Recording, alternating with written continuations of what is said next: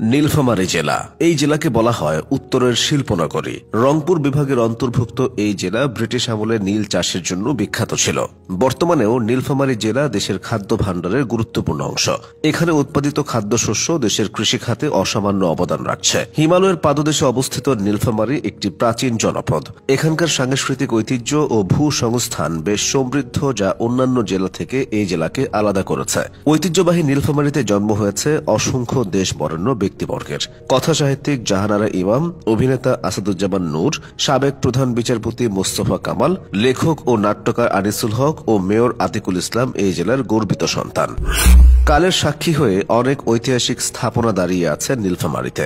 খ্রিস্টপূর্ব নবম শতকে খননকৃত বিরাট রাজার দিঘি নীলফামারীর প্রাচীন ইতিহাসের কথা মনে করিয়ে দেয়। এছাড়া বিলুপ্তপ্রায় ধর্মপালের গড়, নীলসাগর, হরিশ্চন্দ্রের পাঠ, ভীমের মায়ের চুলা, কুন্দপুকুর মাজার, নীলকুঠি ও ধর্মপালের রাজবাড়ি এই জেলার ঐতিহাসিক নিদর্শন। নীলফামারীতে একটি মেডিকেল কলেজ এবং একটি বিশ্ববিদ্যালয় সহ অসংখ্য স্বনামধন্য শিক্ষা প্রতিষ্ঠান রয়েছে।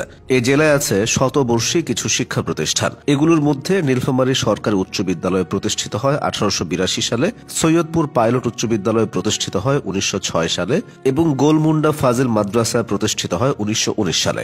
এবার নীলফামারী জেলার ইতিহাস সম্পর্কে জেনে নেওয়া যাক। প্রায় 200 বছর আগে এ অঞ্চলে নীল চাষের খামার স্থাপন করেছিল ইংরেজ নীলকরেরা। এখানকার উর্বর ভূমি নীল চাষের উপযোগী হওয়ায় দেশের অন্যান্য এলাকার তুলনায় নীলফামারীতে বেশি সংখ্যক নীলকুঠি ও নীল খামার গড়ে উঠেছিল। 19বিংশ শতাব্দীর শুরুতে দুরাকুটি, ডিমলা, কিশোরগঞ্জ, টেঙ্গনমারী সহ বিভিন্ন স্থানে নীলকুঠি স্থাপিত হয়। মাটির উর্বরতার সুবাদে সে সময় বৃহত্তর রংপুর অঞ্চলের মধ্যে নীলফামারীতেই বেশি পরিমাণে শস্য উৎপাদিত হতো। ফলে নীলকরদের ব্যাপক আগমন ঘটে এ অঞ্চলে, গড়ে ওঠে অসংখ্য নীল খামার।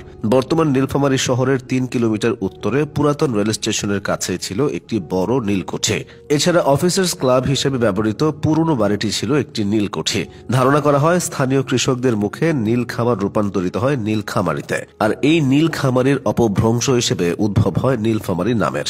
বহু ঘটনার প্রাণকেন্দ্র নীলফামারীতে বিভিন্ন সময় আদিম জনবসতি ছিল। উর্বর ভূগর্ভের ফলে এ অঞ্চলের নানা স্থানের মানুষের আগমন ঘটেছিল।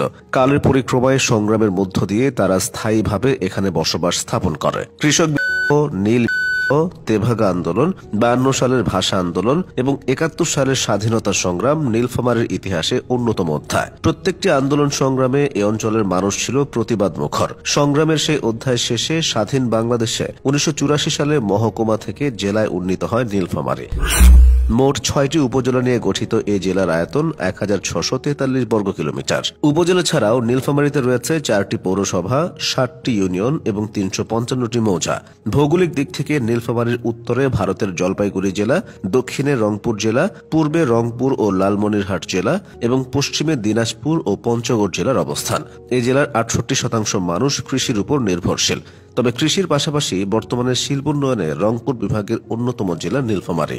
এখানকার প্রধান শিল্পগুলোর মধ্যে বয়ন ও বাঁশ বেত উল্লেখযোগ্য। দারোয়ানি বস্ত্রকল এই জেলার সর্ববৃহৎ শিল্প প্রতিষ্ঠান। এছাড়া উত্তরা ইপিজেড এবং সৈয়দপুর বেসিক শিল্পনগরের মতো শিল্প পার্ক রয়েছে নীলফামারীতে। গৌরবান্বিত ইতিহাসের সাথে সমৃদ্ধ বর্তমান নিয়ে বাংলাদেশের মানচিত্রে গুরুত্বপূর্ণ একটি স্থান দখল করে আছে নীলফামারী জেলা।